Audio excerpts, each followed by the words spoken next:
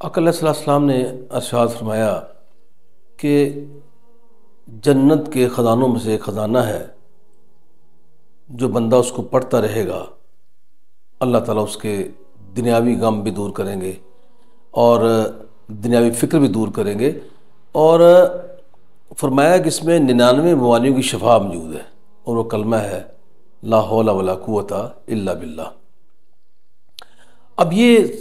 بہت پیارا کلمہ ہے اور جنت کے خزانوں میں سے خزانہ ہے۔ اسی طرح استغفر اللہ پڑھنا، یہ بھی میں کہتا ہوں اللہ تعالیٰ کا بہت بڑا تحفہ ہے امت محمدیہ صلی اللہ علیہ وآلہ وسلم کے لیے۔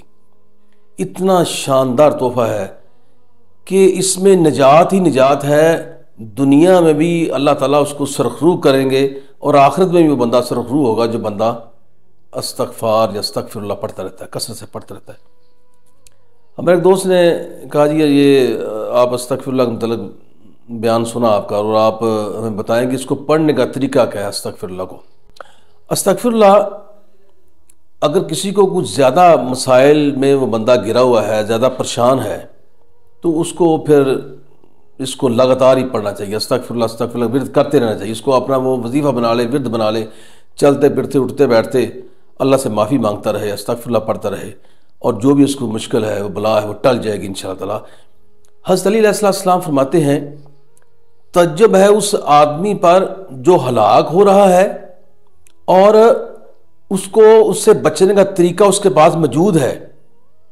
لوگوں نے کہا یا حضرت وہ کیا طریقہ ہے، کس طرح وہ بچ سکتا ہے؟ آپ نے فرمایا اس کے بچنے کا طریقہ یہ ہے کہ وہ استغفر اللہ پڑھے، استغفار کرے، اللہ سے معافی مانگے، یہ اس کے نجات کا ذریعہ ہے۔ وہ بندہ جو ہلاک ہو رہا ہے، آقا فرماتے ہیں وہ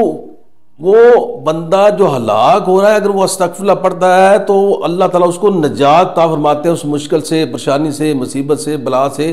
جب بندہ اللہ تعالیٰ سے معافی مانگتا ہے، اور اللہ تعالیٰ کو معافی مانگنا پسند پڑا ہے۔ پھر زندگی میں اس کو معمول بنا لے، جو ہمارے بزرگوں نے ہمیں اس کی تلقین فرمائی ہے کہ وہ فرماتے تھے کہ صبح کی نماز کے بعد ایک تسبیح اس کی پڑھے استغفر اللہ کی، اور ایک تسبیح عصر کی نماز کے بعد پڑھے استغفر اللہ اور ایک تسبیح عشاء کی نماز کے بعد پڑھے، اللہ سے معافی مانگ کے سو جائیں۔ کم سے کم دن میں 3 تسبیحیں جو ہیں وہ استغفر اللہ کی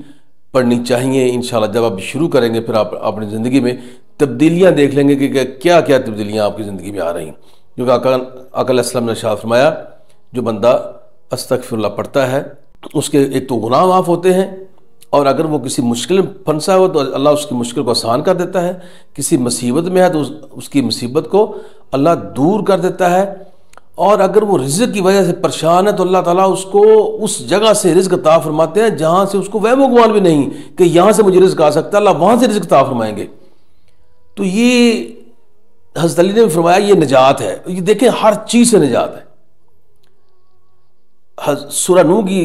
جب آپ مطالعہ کریں اس میں بھی استغفر اللہ کی کثرت کے متعلق بیان کیا گیا ہے۔ اگر کسی کو اولاد چاہیے وہ یہ استغفر اللہ کی کثرت کرے، کسی کا مال کم ہے وہ استغفر اللہ کی کثرت کرے، کسی سے گناہ سرزد ہو گیا وہ اللہ سے معافی مانگے، استغفر اللہ پڑھے،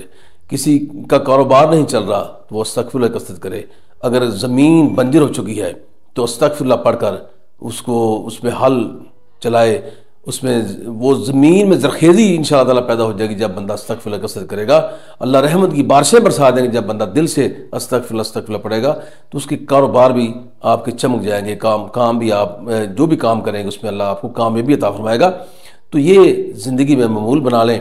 اور 3 تسبیحیں میں نے آپ کو بتا دیں۔ جس بندے نے یہ پوچھا جی کس طرح اس کو پڑھنا ہے، تو کم سے کم 3 تسبیحیں اس کی پڑھیں، اور جس کو زیادہ مسئلہ ہے پھر وہ ہر نماز کے ساتھ ایک تسبیح پڑھے، اور جس کو اس سے بھی زیادہ پرابلم ہے تو جناب پھر وہ استغفر اللہ دن رات پڑھتا رہے، اٹھتے بیٹھتے سوتے جاگتے، وضو ہے یا نہیں ہے تو استغفر اللہ پڑھتا رہے۔ دیکھیں اللہ تعالیٰ کس طرح رحمتیں ہوتی ہیں، کیونکہ آقا نے فرمایا کہ جہاں پہ استغفر اللہ پڑھا جاتا ہے، اللہ سے معافی مانگی جاتی ہے، وہاں پہ اللہ تعالیٰ کا عذاب نہیں آتا، اور ہمارے جو چھوٹے چھوٹے مسائل ہیں یہ بھی انشاءاللہ اس سے حل ہو جائیں گے۔ اور اس طرح آپ اس کو زندگی میں پڑھیں، دیکھیں پھر اللہ تعالیٰ کی کیسی برکتیں رحمتیں آپ پہ آتی ہیں اور آپ حاصل کرتے ہیں ان برکت و رحمتوں کو۔ اللہ تعالیٰ پڑھنے کی توفیق عطا فرمائے اور دل و جان سے عقل یقین سے پڑھنے کی توفیق عطا فرمائے، پھر انشاءاللہ تعالیٰ دیکھیں آپ کے سارے کام آسان ہو جائیں گے۔